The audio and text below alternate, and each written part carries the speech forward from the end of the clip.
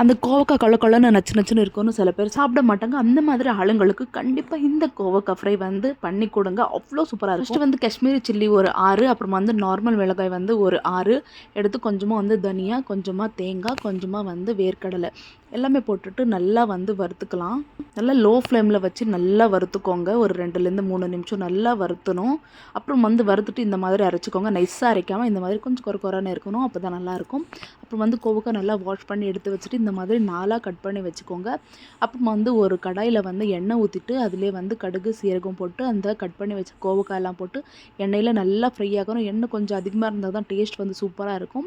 ஏன்னா அது வந்து நல்லா சுருள சுருள வேகத்தான் அவ்வளோ சூப்பராக இருக்கும். மேலே வந்து கொஞ்சமாக கருவேப்பிலை, கொஞ்சமாக சால்ட்டு, மஞ்சள் தூள் போட்டு 6லேருந்து 7 நிமிஷம் வந்து நல்லா வேகட்டும். இந்த மாதிரி கலரெல்லாம் சேஞ்ச் ஆகி எண்ணெயில் நல்லா வதங்கின பிறகு அந்த அரைச்சி வச்சிருந்தோம் இல்லையா, அந்த பேஸ்ட் வந்து போட்டு மிக்ஸ் பண்ணி விட்டால் சூப்பரான கோவக்காய் பொரியல் ரெடி.